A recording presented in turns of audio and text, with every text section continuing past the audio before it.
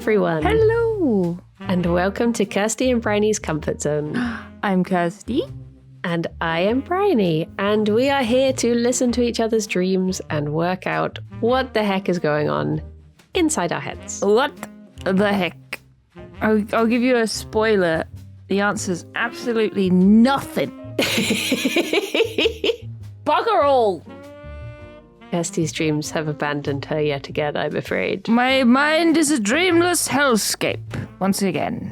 Whereas mine has been, I've been having dreams all over the place. Even some that I've not recorded, but I've woken up and just been like, like I had one night before last that was about a friend of mine who I used to work with. And we were in like a warehouse that was dressed up like a supermarket. And we were filming a members video where this friend of mine had to chase everyone around. And then if he caught them, he had this little plastic horn / kazoo that he would have to go. And if you heard that noise, it meant someone had been got. And I remember there was all these like clothing racks. And I was like, I'm going to hide amongst the clothing racks because he'd never find me there because he had a blindfold on at first. And I was like, he's not going to like feel around on the floor underneath clothes. So I hid there. And then I was like, actually, I'm going to hide somewhere else. And I stood up and he was just directly behind the clothing rack and he just got me. And I was like, oh no. But yeah. Rest in peace. Just tiny, weird dreams like that have been, I think I'm just leeching all of your dreams. That's what it is, yeah. You're just stealing all of my dreams. Sorry. I've just had like a few, once again, I feel like I'm coming to every episode, like I've had a couple of little ones and I've not been able to record them because there's not enough to them. And that's pretty much it. Like I had one the other day, I don't even remember much about it, but I know it was on a bus. Again, a bus. I've been dreaming a lot about buses whenever I do dream. But I was on a bus and we were like doing a tour and there were lots of farmers' fields around us and they were growing some sort of crop. I don't know what, but also tulips. So like alongside whatever the crop was, they grew tulips because for some reason they like helped each other to grow. Yeah, so there were tulips everywhere. And that was kind of it. Like that was the only thing I remember. Is a sign you want to go to the Netherlands. Maybe. You want to... Wait, when did you have that dream, actually? Only a couple of... Maybe even yesterday. I wonder if that was because you were thinking of Xylus and your played-up arguments. How could I ever forget? You wanted to see him calmed into a lovely, tranquil tulip field instead of the raging... I can't think of any other... Windmill? I don't know. Do they rage? Sometimes. If it's windy, yeah. Something that's angry. Xylus. Oh, yeah. The raging Xylus he is. Oh, my goodness. I went to this thing yesterday that was... Do you know Terry Gilliam? I've heard of them. So he did the animated sequences for Monty Python and he also acted in some Monty Python stuff. Yes, of course, yes, I do know them. But he also does like directing in his own right and things like Baron Munchausen and Fisher King and like all of these films. And he was receiving the Aardman Award for slapstick. And they did this like interview and then presented him with the award at the Bristol Old Vic. So we went down to watch that. That's cool. And there was a chance to ask questions. Did you invite him to the podcast? Oh my gosh, no, I should have done. But at the beginning, I was like, I can't think of a question to ask him. I can't think of anything. And then as soon as I sat down in the auditorium, I was like, I should have asked him if his work was ever influenced by dreams. Oh. And then I could have recorded it and just put it into the podcast. Just spliced it in. As if we're like, oh, I've got someone on the phone here. Let me just ask them. But he did mention dreams at one point. Oh, So really? I think they did influence him a bit. Oh, that's cool. But, what did he say about them? he was just sort of saying like how back in, I think it was when they were doing maybe Life of Brian, he talked about like having to do all-nighters and being in like a dreamlike state at like 3 a.m. when he's trying to like piece things together. And then he was also saying like, I think because he was working so intensely on things, I think he would dream about them, sort of thing. But yeah, I wish I had have asked, and also then asked him to come on the podcast. Yeah, should have.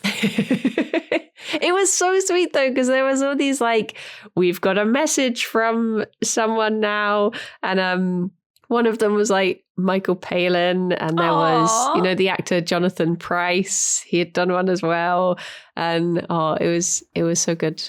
It was very sweet. The Michael Palin one was so funny. He was just like because there were other, like randomly there was a Robert De Niro one. What? Who I think had like a small part in one of his films, but he was obviously just like, I guess someone had heard about it and was just like, oh, can you do this? And he was just like, yeah, well done on getting your reward. Yeah, I'm really proud of you. I'll see you around. And it was just a bit generic. Whereas the Michael Palin one, he was like, they're telling me that you've won an award in Bristol. Terry, why are you doing this? Just come home. Your family are worried about you and all of this stuff. It was really good. And then the Jonathan Pryce one, he was really sweet and saying like, oh, I'm so proud you've done this. And then he was like, okay, well, I'll be seeing you. And then he just like carried on for a while, just being like, why has he won an award? All of this stuff. How do I turn this off? It was just, it was a sweet evening. That's so sweet. Very cute. Yeah. But yeah, it's so annoying when you miss a chance when you're like, you think of it too late. God, yeah. I do that all the bloody time. All it's the like time. Lying awake thinking of something you should have responded with. Mm-hmm. Have you ever seen that episode of Seinfeld where George is eating lunch in a board meeting and someone makes a joke and then he can't think of anything to say, and then that night he thinks of a response, so he tries to set up the exact same scenario to get the guy to say it again so he can respond. I haven't seen that. If I ever go to another talk with Terry Gilliam, I'll know what to ask. I know exactly what to ask. I'm prepared now. Would you like to hear? I have brought 2 dreams to the podcast. Overachiever. I'm such a nerd. One of them is at the very end of January, and then one of them is just breaching into February, which is, I don't know why I said breaching. Like a whale. Or I was thinking like a baby. Oh my God. Just going in backwards. Or coming out backwards. I'm dragging it out. Drag these dreams out. But it's the 1st of February, and sorry to date the podcast, but it's now the 19th. Does that mean I've not had a dream in 18 days? You're rubbing off on me. Oh, bloody All hell. this time I've been like, this is fine. I've got so many dreams in the bank, but this is it now. No, you need to have more dreams. We're going to have to get Rythian back on. Well, like a last resort. That's it. Call Rythian in. Go, get him in. Press the emergency button. Break glass in case of no dreams. It's just got Rythian in it. Well, hopefully we're going on holiday tomorrow. Maybe we can rub our heads together and we'll have dreams. And cuddle. Is that how it works? Like balloons. Instead of making static, we make dreams. I was wondering if we could... so the Airbnb we're staying in has 2 bedrooms. One has a double bed and the other has bunk beds. And I was wondering what if we shared the bunk beds and we recorded a live comfort zone. Oh my God! Just like, Kirsty, I had a bad dream. Tell me what it means. A bad dream. Oh my God, that's such a good idea. I said I would take the bunk beds, but Kat was like, no, it's your birthday, you have to have the double bed. But now that's an excuse. I'll just get in the double bed. It's fine. No, Middle of the night. You're in the bunk bed with me. We need to do this. Or I'll just wander over and just get in bed like, Ronnie, I had a dream. I'm recording, by the way. Oh, cute. Well, would you like to hear my last dream of January? Yes. Okay. 3, 2, 1, go. I had a dream that I was inside some sort of video game. I don't remember, but there was dinosaurs. And I remember going into a big cafeteria, and all of a sudden the queue was huge, and I got handed some mints, like glacier mints, and there were 2 in a packet, and I was like, what?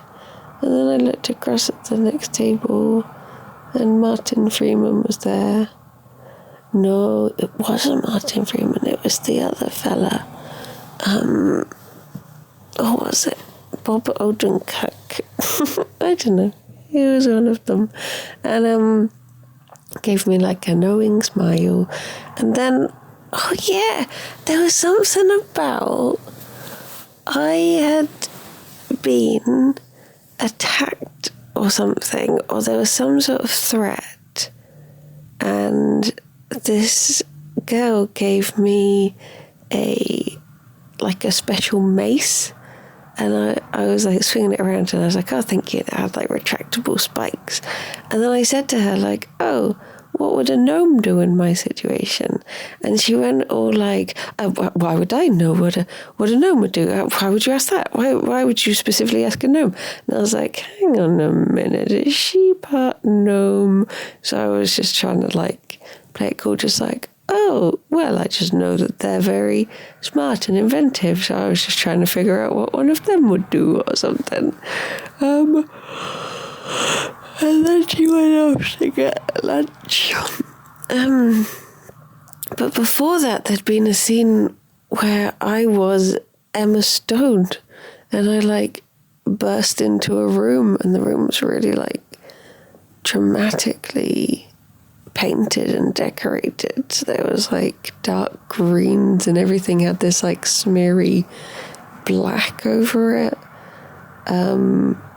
And I was there to try and like talk to these 2 children, but then a dog came along, and I was like, oh geez, I better go. But anyway, back to the cafeteria. After I had my mint, my mints, I went outside the back way, and there was like this big volcanic run, and it was filled with all the tough dinosaurs, and I was like running along trying to make it through, and then I suddenly thought like, oh no, I never got the easy dinosaur. He was just a little guy. Oh, I think I was heading back to like the first level area to go and get he. Oh, at one point I was on a roundabout back in my hometown, and there were just different buses going everywhere. And I was like, oh, Alex, you gotta, like, your bus has just turned up. But there was, like, 3 other buses that weren't his or something. I don't know. Bye-bye. I am stealing your dreams. I've got the buses now. And the video games. Oh my gosh. Theft. Bring them back. I have, like, absolutely... And apart from one tiny bit of it right towards the end, I had no memory of that dream or recording that whatsoever. Really? Oh my God. I was just thinking, when is this going to come back to me? I must have been so tired when I recorded this. Oh my gosh. Oh, I don't know why I got Martin Freeman and Bob Odenkirk mixed up. Oh, it wasn't that guy. It was, the other one. The other fella. The other one. The other completely different man. That one. that was pretty wild. You were scooting all over the place. Yeah. The only bit of it that I did start to remember was I remember leaving a cafeteria and going towards like volcanic dinosaur land. And then being like, oh, nope, forgot something, and turning around. Let's not go there. Other than that, nope. It's just completely gone. I wonder if mints are going to be in my... Yeah, your little glacier book. mints. Yeah, I've not had glacier mints in ages. I mean, I don't really like mint, which is probably why. Fair. That would explain it.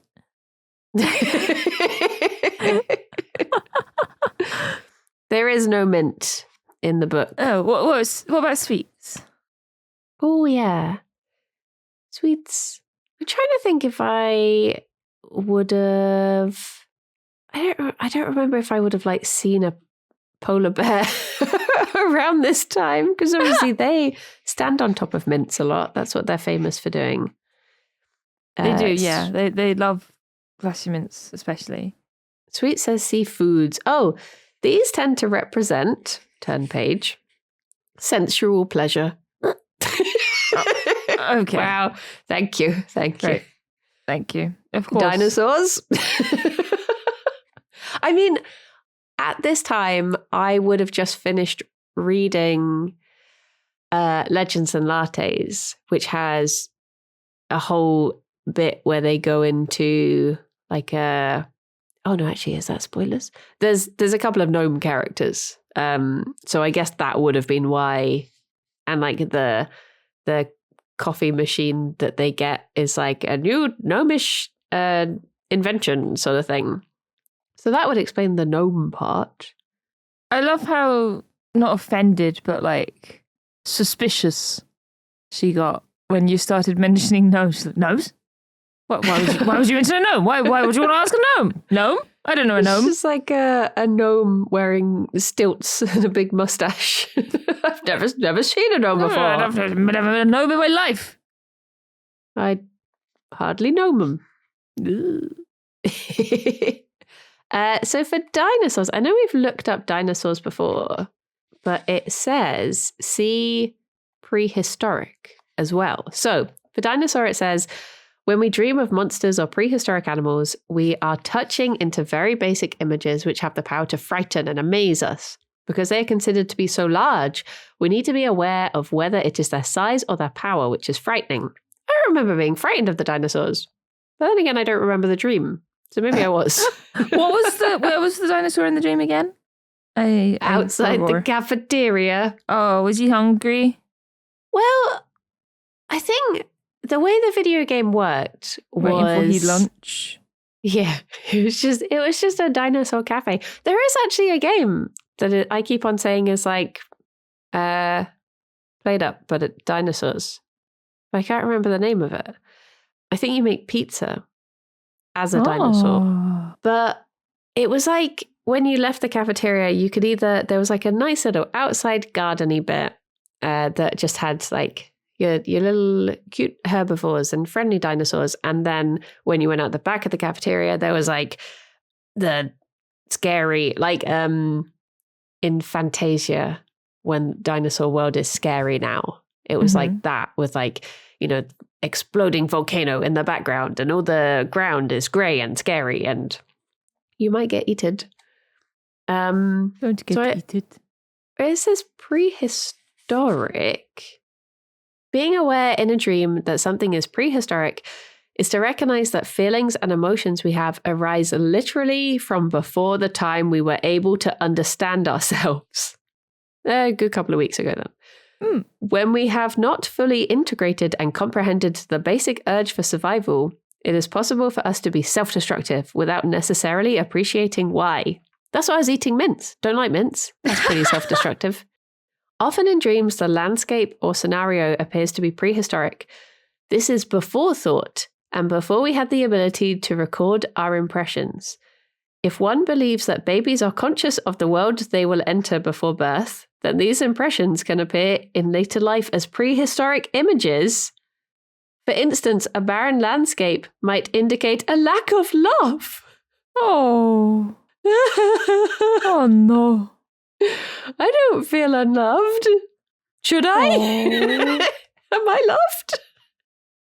Tell me you love me, Kirsty. I love you, Brandy. I love Thank you. My landscape isn't barren. Oh. That is so strange. I mean, my birthday's coming up. Could I be thinking that I'm of, being back in the womb? Am I back in the scary hellscape of birth? Oh my God. And I want to go back to the nice dinosaurs now. Being in your 30s is scary. It's a barren volcanic landscape. It's true. Can confirm. There's another bit. It says, spiritual progression requires us to understand our physical, emotional, mental, and spiritual urges. In this context, the prehistoric images indicate the lack of ability to integrate either the various parts of ourselves successfully or to integrate with society. So it is, I'm awkward. That's what it's telling me. That's just telling you you're awkward. I could have told you that book. Awkward and hungry. Yes, but not for mints. Just like me for real. There's a whole section for precipice, and it's just a nice word. I wasn't on a precipice, but I just appreciate you. I appreciate that it's there. Yeah. Of all the things, like there's so many words that it doesn't have in that book, and then precipice is there. Precipice. Precipice. I've looked up volcano. See if this helps. An erupting volcano usually signifies... Wait, do I want to look this up in this Freudian book? An erupting volcano usually signifies that we are not in control of a situation or of our emotions, of which there may be a hurtful release. Oh. If the lava is more prominent, feelings will run very deep. If the lava has cooled, then there has been a deep passion which has now cooled off. If the explosiveness is more noticeable, anger may be more prominent. Oh. No, just anger. Yeah. I mean, I don't remember being... Although, right, to be fair to the book, I have been grumpy. I think I was quite... I feel better now, but I think in the last couple of weeks I have been quite grumpy. Maybe I am the volcano. You know when you just get to that point where you're like, if one more person in chat says something, I'm going to kick off. I'm like always 2 seconds away from just snapping. This is it. Brownie's tired of being nice. Brownie's going to go ape shit. I think it's just sometimes it do be like that. Like, and it's not like any one particular person's fault. Usually the person that if you have had enough, you usually, and not just in like Twitch chat or anything, just in the world in general, usually the person who finally ends up taking it's just like the last straw, isn't it? It's not that they've done anything. It's just that they were the one who pushed you over. Mm-hmm. But maybe I have been grumpy, and it was a sign that I wanted to go back to the friendlier dinosaurs that were just the friendlier dinosaurs, feelings. Not the angry ones. They do say that dinosaurs are representative of is that like base childhood emotions and stuff, wasn't it? So yeah, I guess so. Is that I foresaw a future, a path that I could go down that was terrifying and volcanic, and I thought, you know what? I'm just going to go back to the cafeteria garden and pet. Just going to go and have a nice time and not be mad. Do you say Diplodocus or Diplodocus? I want to say Diplodocus, but I think it's a Diplodocus. I think I say Diplodocus, but I prefer the mouth feel of Diplodocus. Diplodocus, yeah, same. Also sounds more Greek. Diplodocus. It probably is a Greek word. Should I Google it? Yeah. Because I think most dinosaurs have Greek names. Diplodocus. Until T-Rex came along and they thought, let's just chuck a little bit of Latin in there for good measure. Both pronunciations are acceptable. Oh. A BBC science correspondent said, I surveyed paleontologists last year and said Diplodocus 1. However, to make matters more confusing, other experts at the Natural History Museum author a third version. Diplodocus. Diplodocus. This is like when someone said that instead of having the scone/scone argument, you should try and pronounce it like the word one, and it should be called a squon. And I was like, no, don't throw more options. It's bad enough. If following the Greek rules, the correct pronunciation should be Diplodocus with a soft O to rhyme with Liplodocus. Oh, Diplodocus then. Diplodocus. Ah, okay. Diplodocus. Diplodocus does sound like some philosopher. Philosopher, yeah. Yeah. Ah, the wise teachings of Diplodocus. He loved dinosaurs. And leaves. He loved really high up leaves. What a cool guy. Yeah. The other thing is that it could be as simple as we're going on holiday to fossil hunt, so I could have just been thinking about dinosaurs. Forgot about that. And I've been playing Skyrim, and I guess some parts of that are quite dark, but other parts are very pretty. So it could be as basic dinosaur as bones, but they're actually dragons.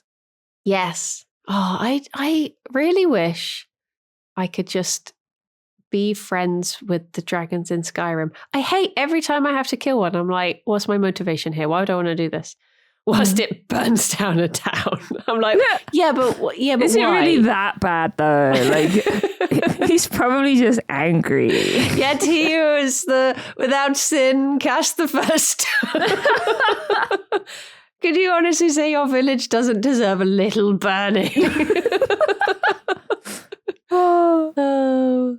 Well, at least Parthenax is there. Yeah, little party snacks. He's a good boy. He's a good He's guy. a good boy.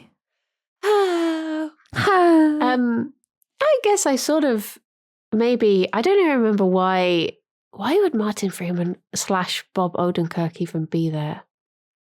I don't think had you been watching Better Call Saul or something with Martin Freeman in it? I think I saw a trailer for something that maybe had Bob Odenkirk in, and I had that moment of like, is that he? But I don't remember what it was. What is he in? What's he in? Oh, Bob Odenkirk. Yeah, I swear, is he in anything that's about to come out? Oh. Ulysses, pre-production. Hello, what is this? Hello. Oh, no, it's a cowboy movie. Ugh. Oh. I don't like watching cowboy things. I have a feel like I've spoken about this before, haven't I? Like something about cowboys makes me uncomfortable. Really? What is your maybe this is too deep a conversation to randomly bring up. Basically, when we went to that Terry Gilliam thing yesterday, there's have you ever seen The Adventures of Baron Munchausen? No. It came out in like 88 and it wasn't very well received and it wasn't very well circulated anyway. It's one of those things that I saw it all the time because my parents must have taped it off TV. And back in those days, the only films you watched were the ones you had on VHS that had been taped off of TV. So to me, it was like a film that was, I watched it all the time. But I was thinking back to it and I was thinking, if I watched it now, I feel like it would make me very uncomfortable because there's stuff like, there's like a very young Uma Thurman in it. I guess she must have been a teenager at that time. And then like the main character is very smitten with her and they're like dancing together and stuff. And as a child, you're sort of watching it and you're like, I feel a bit uncomfortable about this and I don't really know why, but I don't know. I'm a kid. Whereas thinking back to it, I'm just like, oh no, that is a bit creepy because he's like problematic. Yeah, I think he must have been like 50, 60. Jesus. Like it's a big age difference. Although that again might be that I was a child, so he looked a lot older. But I'm pretty sure there was a fair distance between them. But yeah. But how do you feel about, like, do you have films and TV and things that you're like, I would rather commit this to memory? Yeah. Yeah. Because they're of their time. Yeah, absolutely. I mean, even just like trash TV, like I love like crime shows and stuff, right? And there was that time that I was binge watching NCIS. But the thing with shows like that is that they've been going since like the late 90s, if not earlier. Stuff like Law and Order, CSI, NCIS, blah, blah, blah, blah, blah. So a lot of the really early episodes are really problematic. Yeah. And it's like, I can't recommend this to someone because they're going to start with those episodes and they're not good. Like there's a lot of like yikes stuff and it's like, I just want to sort of skip to the present day, if you know what I mean? Yeah. So yeah, there's a lot of stuff that really hasn't aged well. In that sort of genre for sure. And obviously a lot of other places too, but I just watch trash TV, so.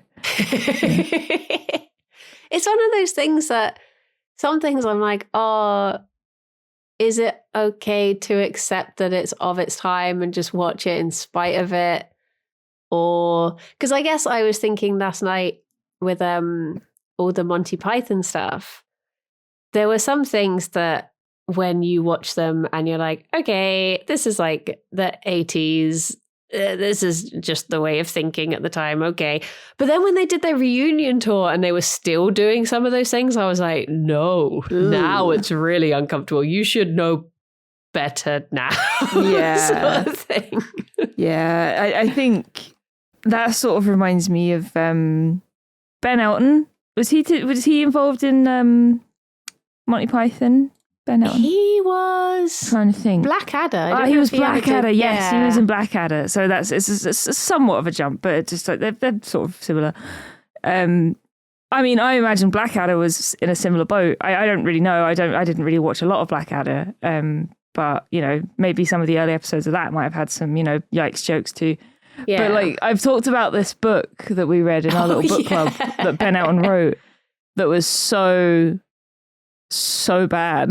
Yeah. And you could tell it was written by someone that was like stuck in their ways and would be the kind of person to be like, well, you shouldn't be offended at this, blah, blah, blah, blah. You know, and would be absolutely the kind of person to be like, yeah, this worked in the 80s, let's do it now. It's like, well, it's like I was saying to Alex, like, oh, it's part of this, like, people getting older. And, you know, they say, oh, as you get older, you get more conservative. And he was like, I don't know if it's that they're changing. I think it's the fact that they're not changing. Yeah. And, you know, the world has moved on and they're just, well, it's like the whole thing about, you know, when people start to say like, oh, you know, it's woke now and cancel culture, as I say that I'm being silenced to my 20,000 followers. Like, yeah, so silenced. Dear, oh dear. Yeah. But I would like to go back and watch some of those, because especially like, so he did this film called Jabberwocky, and I never watched it because I was too young. It was on like, we had a VHS where my parents had recorded Holy Grail off the TV and then recorded Jabberwocky afterwards. So there would be like, Holy Grail would finish, there'd be like the little glitchy screen. Probably, do you remember the old animated number 2s for the BBC Two? Yeah. Where like, oh, those are so iconic, but it would be like one of those would flash up and then Jabberwocky would begin. So at the end of Holy Grail, I would always try and go as quiet as I could so that Mum wouldn't come in, realize the film had finished, and I would like try and watch as much Jabberwocky as I could. Aww. So for me, it's always been this like big built up film of like, how much of this can I watch?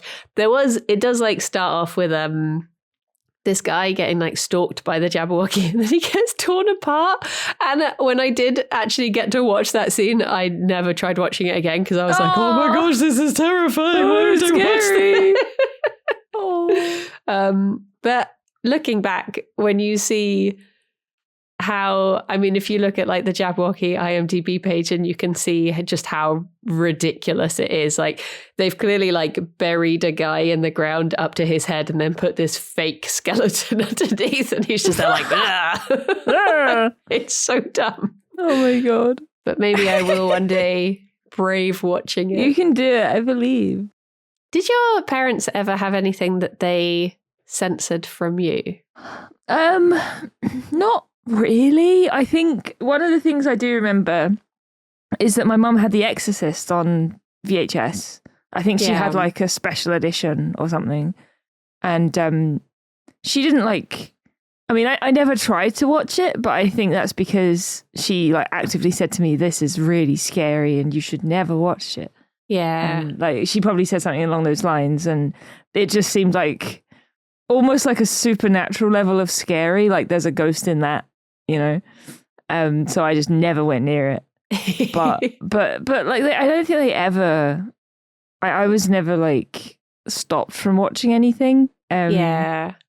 It's like, you know, I've said loads of times before, like one of my first video games was Doom on, you know, and like I'm sitting there fucking, I don't know, 3 or 4 years old probably, just like, yeah. And yeah, like I mean, I didn't really ever try to watch anything that was too spicy. I don't think. Like I was just watching Disney films. Well, I remember with Holy Grail, my mum would always come in and fast forward through the scene where they talk about spanking. There's a bit where Michael Palin's character is like caught up with all these, I think it's like a convent or something. There's all these women and they're just like, oh, it's so perilous and stuff. And no, they try to rescue him and they're like, we can see you're in peril. And he's just like, no, I'm not in peril. I'm fine. And then he's like, oh, maybe just a little bit of peril. I can handle it, sort of thing. And they drag him out. And I never got to see that scene until I was like old enough to not be, I think I was like adulthood. And I was just like, what is the scene in that? Yeah. No, one of the ones with us was, I never really, I think I've only seen Holy Grail a couple of times, but we had Life of Brian on DVD. Yeah. So that was the one that we would watch all the time. And it's got a willy in it. It's got a willy in it. And it never any attempt at censoring was made ever. Like, it was like, yeah, this woman's getting stoned. Okay, yep. That guy's naked. Yep. Okay. You know, it's just, there was never any attempt to hide that. One of my friend's parents taped over the sex scene in Top Gun with Tintin. So it'd just be like, oh, it's getting steamy. There's Tintin and the captain, and now they're done. Oh my God. I feel like that's a way to make people have confusing feelings about Tintin. What is it about that guy? Like, why do I get these feelings? Welcome something, man. I'm trying to think if there was anything that my parents actively tried to censor. And honestly, I really, really don't think there was. Like, I was just let loose. Sorry for outing you, parents, but like... But I feel like in a way that's quite a good thing. I feel like it's like the difference between... This is a bit of a leap, but the difference between attitudes in alcohol in various countries. Like when you're in France and they're like, we're having dinner, have a glass of wine, child. No, you know, like 13-year-old or whatever. No, absolutely, and it means that there's no like big, I'm going to sneak out and I'm going to have a drink. It's like a big taboo. Whereas in the UK, it's just like, oh yeah, I'm behind a Asda chucking a Smirnoff Ice or whatever. And I think it builds it up as like, because as soon as you're told... It's a cool thing to do because it's like, naughty. Yeah, it's like, don't touch that hot plate. I'm like, well, I'm going to burn my hand now. I'm going to do it. I'm going to do that right now. Whereas if they put the plate down and just went, touch it, I'd be like, no, why would I do that? I told you the other day, didn't I? I mentioned it on, I think I mentioned it on the podcast that Rythian fucking cracked the code with me. Yeah. Don't watch this. Don't click this link. No, it wasn't even that, right? So I can cotton onto that, but he sent me a link and said, I don't think you'll have the attention span to read this. Oh, he has to like challenge you. Yeah, he didn't quite say it in like that harsh a way, but I was just like, oh yeah, you want to fucking go? So I was like, I'm going to read this whole damn thing and show you. And then about 3/4 of the way through, I was like, shit. He got me. I saw a TikTok or a reel the other day, and yeah, it was just going through the whole, the resistance to being told what to do. Like someone's just doing something, like they're cleaning their room, and someone walks in and goes, "Oh, so you're cleaning your room? I was going to tell you to do that. Good job." And they just drop the Hoover and walk out. Like, no. Yeah, that's me. I don't understand what it like. Why is the most annoying thing in the world being told to do something you were already going to do? Yeah. It's like we were, speaking of arguing with Silas, we were playing Final Fantasy the other day, and I think I was healing in some sort of dungeon or whatever. And then he just started telling me as a joke, like how to play as the healer. I think it was. No, it wasn't. It was a different healer that I'd had trouble with, and I was like, "Oh, this one sucks. I don't want to use this one, so I'm going to go back to my favorite." So he started trying to tell me how to do it, and I was like, "You're telling me everything I know, Xylus. You're telling me I know all of this. I've done all of this. I do all of this." And then he just carried on, like laying it on, and I was like, "This is the way to really push my buttons. If you're telling me exactly what I know,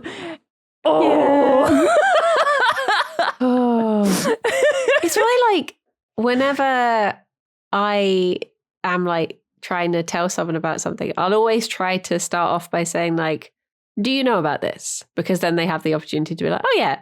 And I'll like try and like broach it first before just launching into, I assume you don't know anything about this. That is so nice because when I don't know what it is, and it must be part of the whole like resistance element of my brain, like that doesn't like being told what to do.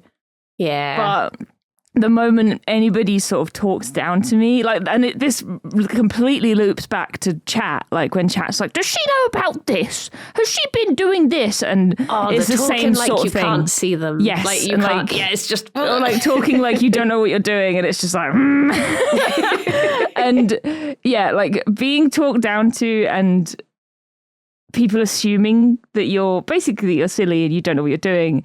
Yeah. That really winds me up. That is one of the top tier ways to really get on my nerves.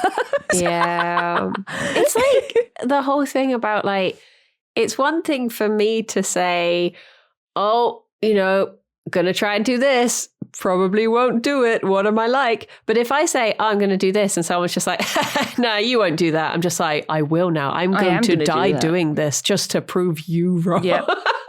It's like, do you find as well that if you plan to do something, you would rather not tell someone? Yes. Because if they check up on you, you're like, I don't want to do that now. Yeah. I don't want to do that. Yeah. It's like, I think I said to you guys that I wanted to go swimming, and I still haven't gone swimming.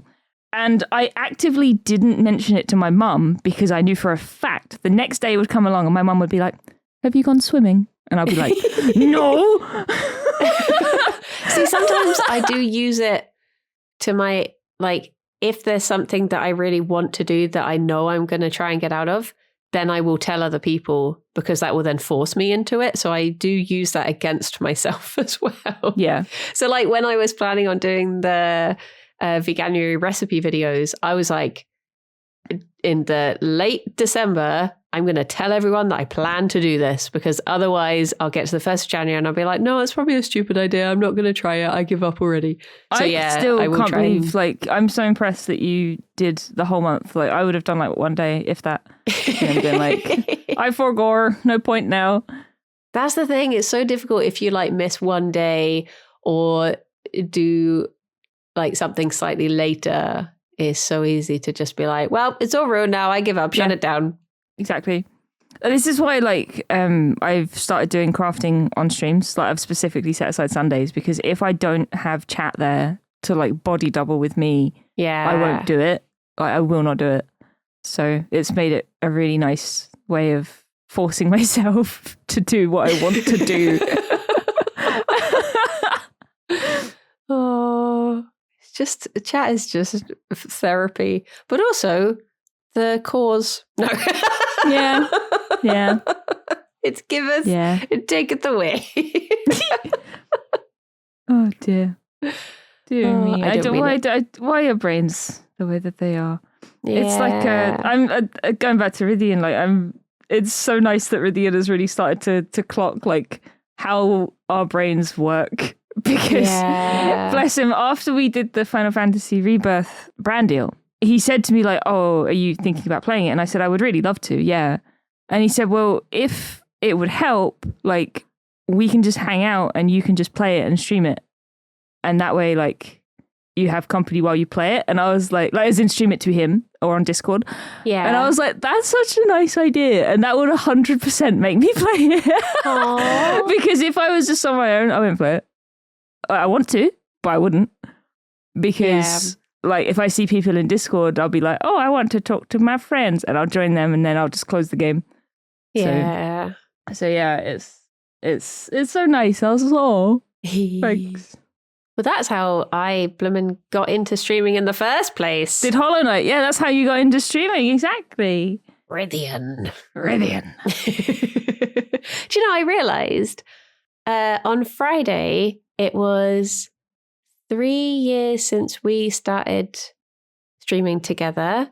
Astroneer. Then today is my partner anniversary, and then on Friday is my Yogscast anniversary. It's just a week of... Apparently, I just start doing stuff in February. February is the month that I'm like, right, let's get this done. Hell yeah. And then the rest of the year is a bust. Mine's the November anniversary month, I think. I don't know when I joined the Yogs. I think that was early in the year, but November was when I started streaming and when I got partner. Aww. But I don't know when I joined the Yogs. I can't remember what. I think it was... maybe like March, April, May, maybe. I should find out. January. It was January 13th was my first streaming day, but I forget it every year. I've never done anything for it. I forgot. Would you like to hear? Yes. My second dream before I'm all out of dreams? Ooh. Again, absolutely no memory of this one. So let's go.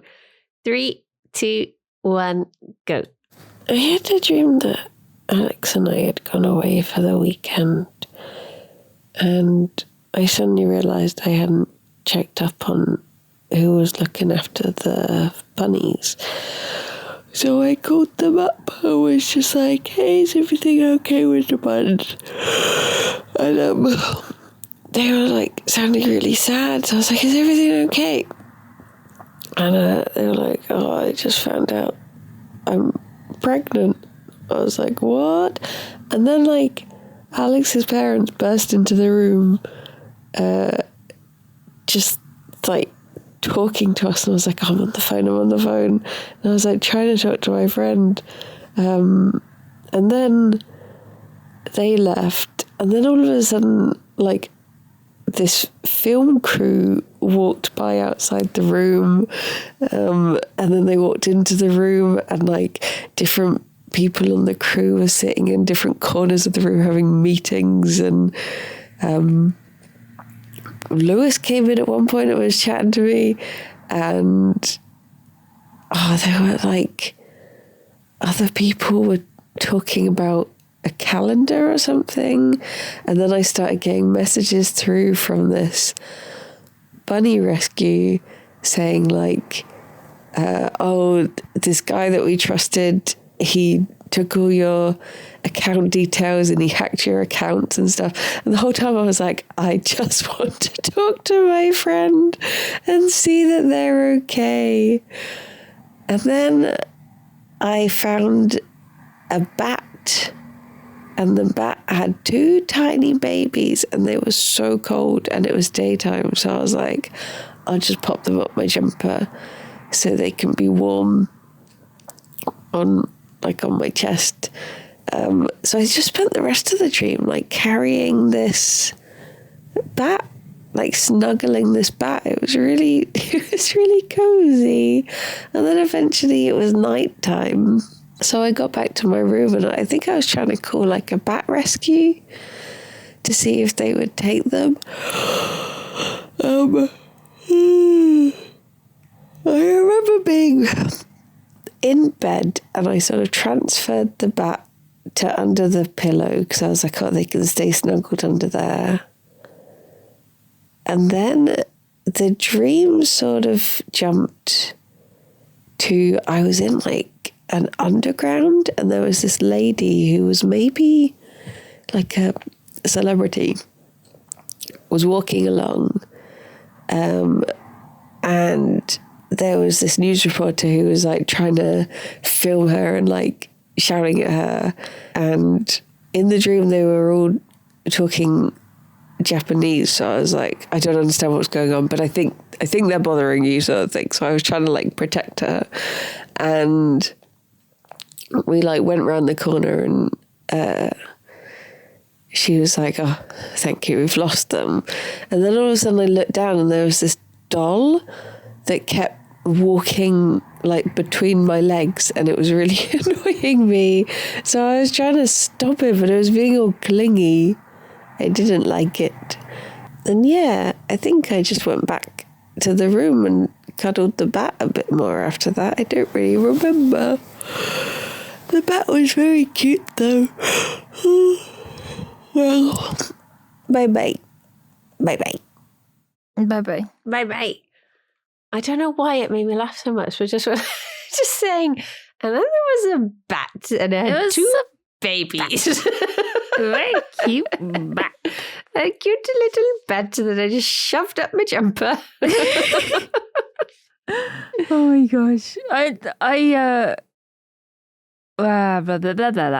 reminded me of the dream where Navzi was a bat that I had. Oh yeah, this was a much more your bat was low nicer maintenance bat. Yes, they were much more low maintenance, and they just wanted to be warm and snuggle. They're snuggled up with the babies. Little baby.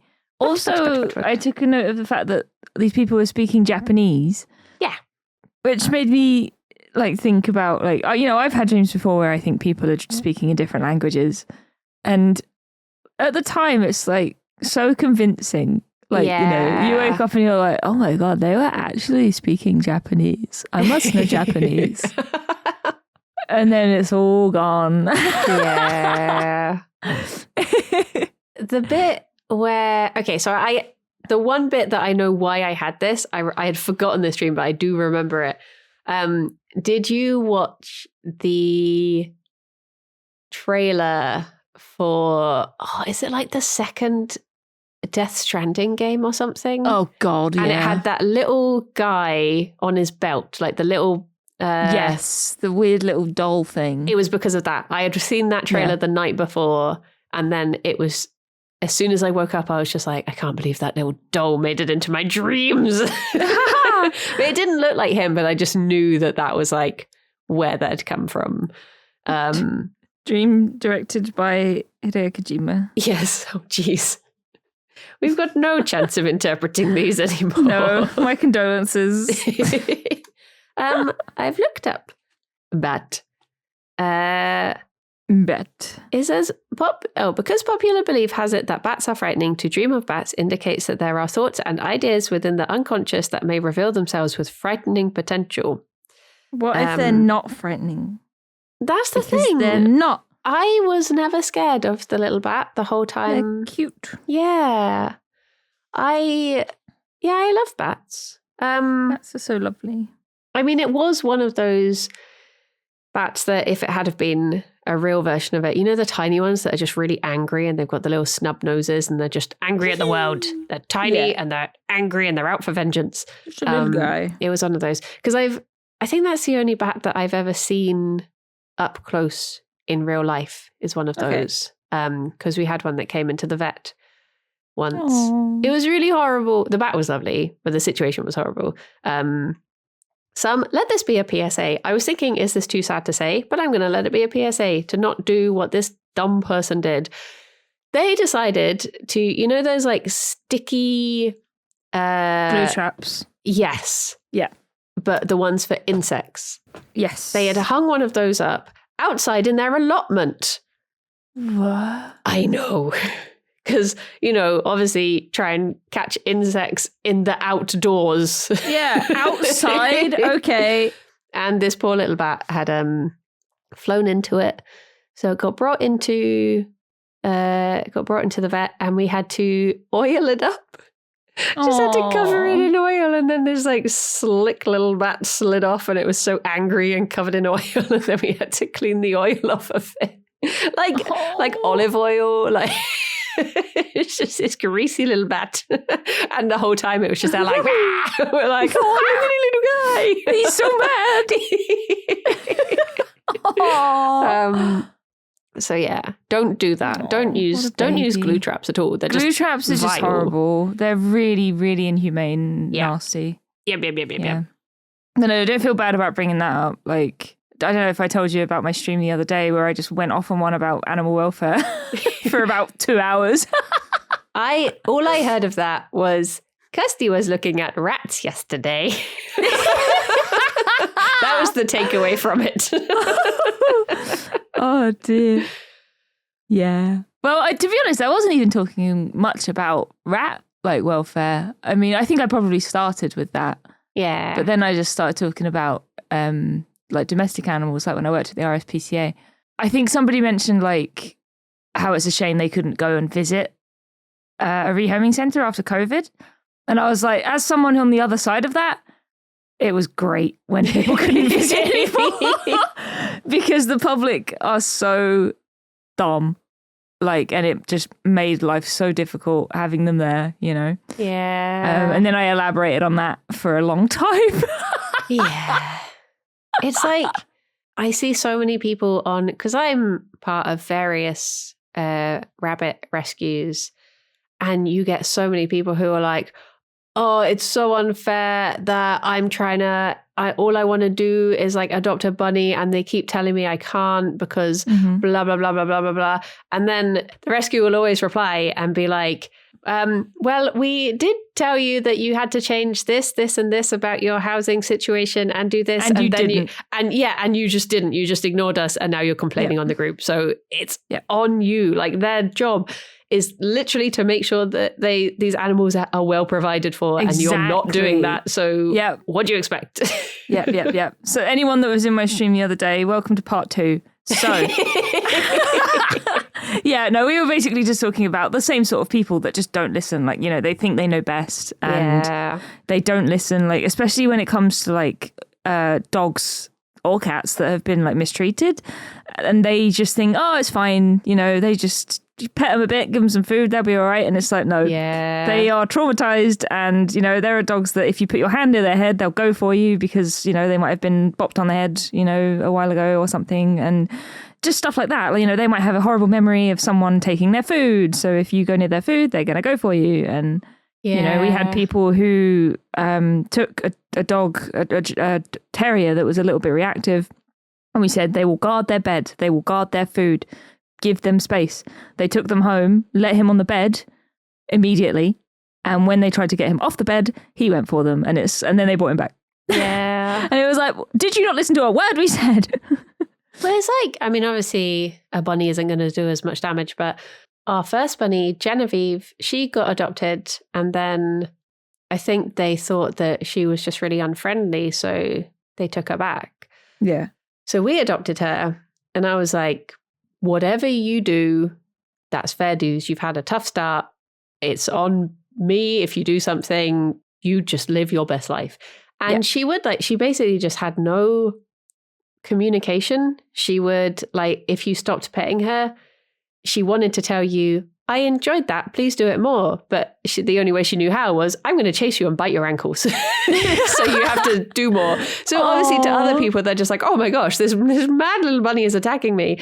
But we just like, over the years, we just built up that communication, and she felt safe, and she became the cuddliest bunny I've ever had. She was so soppy. And it also turned out that she had a CT scan, and she had a fractured spine. So every time she was just in pain all the time. But because there was no reason to assume that was the case. Because another PSA, if you pick up a bunny and you don't spot their bum, they will kick out and they will damage their spine. Always grab that booty. Grab that butt. That's obviously what had happened. And so she was just like in pain all the time, which is enough to make anyone grumpy. So as soon as she was knew she was loved, was having pain relief, she was like, we would literally nap together every day. She was so squishy. She would flop into little spoon and we would cuddle. And it's just like, you just have to respect them on their terms. You can't expect definitely them to just be like so many people get dogs and they see other dogs that are well trained and they're just like, they just come like that. And it's like, no. Yeah. It's a no, they do not. That's a lot of work has gone in. They absolutely do not. Yeah. Yeah. And yeah, that's the thing. Like, people just expect a perfect dog. And the problem is, like, it can happen from any source. You know, if they get it from a rescue and it's not perfect, they bring it back. And then they go and get a puppy, and obviously it's not perfect because you have to train puppies. Yeah. So they bring it into a rescue. Yeah. And then that puppy has abandonment issues and the cycle continues. It's just so, yeah, a lot of people just don't do the research before getting a pet, and they don't give that pet the time and the attention and the training that they might need, and just to let them, you know, settle in at the very least. It's like, you know, I've told you the story about Tabs and how, you know, there was an old guy who had him reserved before I took him, and the man took him home. Like, he was in a carrier for a couple of hours on this drive. Poor Tabs doesn't travel too well anyway. I mean, like, he's fine once he settles down, but he doesn't like the carrier. He doesn't like getting into it. Doesn't like, you know, and this man took him home, opened the carrier. Tabs ran out, as he does, and hid. And I think this guy just tried to get him out immediately. He probably reached into wherever Tabs was hiding, which, number one, don't put your hand in where a cat is hiding. And Tabs either swiped at him or hissed, one of the two. So he bundled Tabs back into the carrier, brought him back to the centre, another couple of hours drive, and said, "This isn't my cat. The cat that I reserved was Ginger, and was very friendly, and this one's not friendly. This one hissed and swiped." And it's like, sir, that's the cat. His name is Mr. Tabs. He is not Ginger. He is a tabby cat. And he was like, "Oh, you're lying. I demand to see the place of the kennel that he was in." So we showed him the empty pod, and yep, there was no cat in there. And he's like, well, okay, I believe you. I'll be taking him now. And the manager was like, "No." No, you won't be. No, you won't. You've just brought him on a very long drive back and forth, stressed him out, brought him back. It was very rude. Yeah. So we'll just let him settle in here for a while, and then eventually, like, he didn't get back in touch and he took off the reserve. So I swooped in there. Yeah. But yeah, like, it was just, people just don't do the research and they don't understand, you know, how to treat rescue animals especially, and it's very sad, and it makes our lives very difficult when we work in rescue. Yeah. I just want to help all the babies. Me too. I was saying to my chat, like, I and we have gone over, I'm so sorry.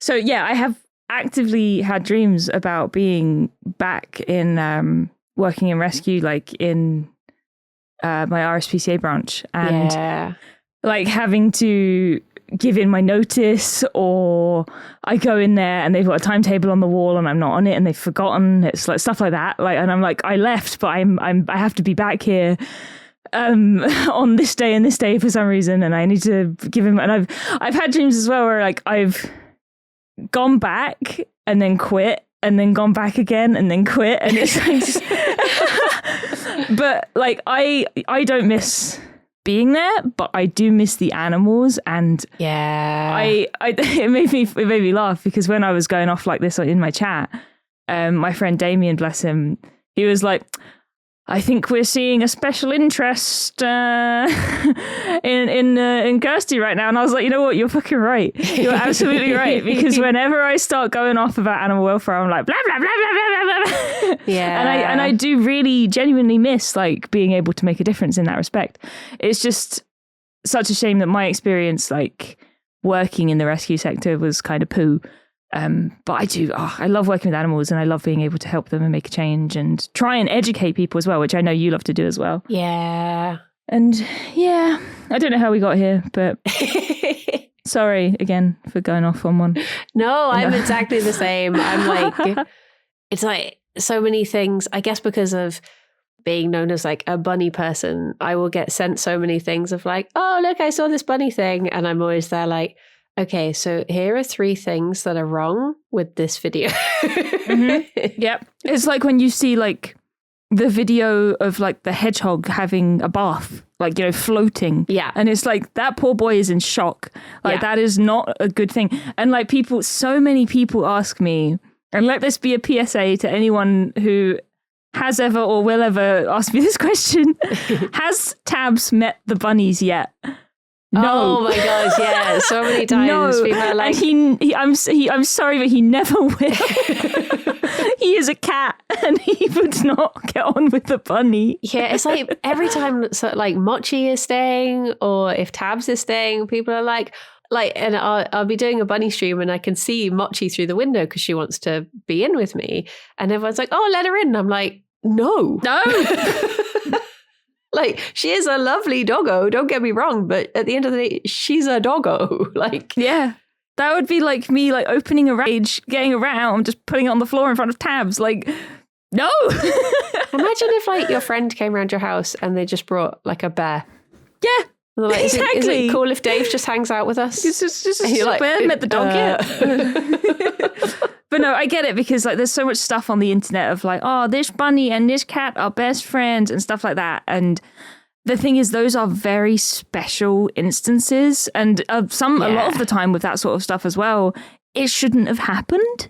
It shouldn't have been a thing that happened. But I think I think in one of those cases, it's like, oh, the cat just had kittens. So she was very maternal. So when there was a bunny there, you know, she was very friendly to it, for instance. And it's like the exception that proves the rule. Exactly. It's an exception which shouldn't have really happened in the first place because it could have ended very badly. Yeah. And it's nice that it didn't, but also it's very dangerous. Yeah. So yeah, I would recommend not introducing cats to bunnies or dogs to cats unless they have a history of being... Well, dogs to cats can work, but you need to be very careful. Yeah. A lot of the time they need to grow up together, I think, with dogs and cats. But it's still very risky. It's like people asking me, like, oh, what do the bunnies make of the hamster? And I'm like, the bunnies have no idea there's a hamster in this house. Why would they? Why would I introduce them? Yeah. Yeah, it's like I was very lucky with Tabs because when I had my rats, he did not interact with them at all, and they did not care that he was there. Like if he had tried to interact with them, they would have just bit him on the nose. But they didn't, but they would have. And I think he knew that. But even so, like even despite the fact that I knew that, if I ever got the rats out because they would have free roam time every night, Tabs is out of that room. You know, he is not allowed in that room. And even when I would like go away for the day and leave Tabs at home, that door is closed because I don't know what he's going to do while I'm not there. You know? Yeah. I trust him when I'm there because especially, you know, if something, you know, God forbid did happen, I would hear it because rats are very fucking loud. Yeah. But it wouldn't on my watch. But I cannot trust him while I'm not there, you know? But that takes... you know, knowledge of your animals and time, you know, you have to sort of get to know them and know what they're like. And it's not something that should be done lightly, you know? And you kind of need to monitor it as well. Like if the rats were suddenly like absolutely terrified, I'd be like, yeah, okay, you're not in this room now, ever. Yeah. And yeah, it's just, I don't know what I'm talking about, but it's something that you just have respect for animals. That's it. That's the bottom line. Just have respect for them. And they are living creatures. Yeah. Not playthings. Yeah. Not Instagrammable toys. They're babies, all of them. I feel like when I was at uni, and I'm sorry, I will stop talking soon because we're so late, but I wanted to go into like animal welfare legislation. Like my big thing in my final year of uni was I wanted to try and shape like research animal, like lab animal legislation, like and try and help them because there's been so much progress with them. Like because the sad thing, obviously, like a lot of people know about with research animals is when they're done with the research, and sorry, like close your ears if you don't, you know, if this is upsetting, but they are often cold. And that is a fact. Like, it is so sad. But there have been like developments because of this sort of, you know, group of people that help with legislation and stuff that stops that from happening. And a lot of the time, like they will be rehomed or, you know, if they can and stuff like that. And obviously like cosmetics and stuff, as far as I'm aware, you can't test on animals in this country. I think. Yeah, I the could be thing you wrong. have to watch out for with that is if anything is sold in China, it has to be tested on animals. So if something says we don't, but then they also have a China branch, you do. Yeah. It just means in they the do. UK we don't. But so Yeah. But yeah, there's pretty sneaky. It's very sneaky. But yeah, that was the big thing. And so, yeah, I think I'd be probably pretty okay at it because I can talk for England when it comes to animals. That was my point. yeah, same. Wow. Yeah, God.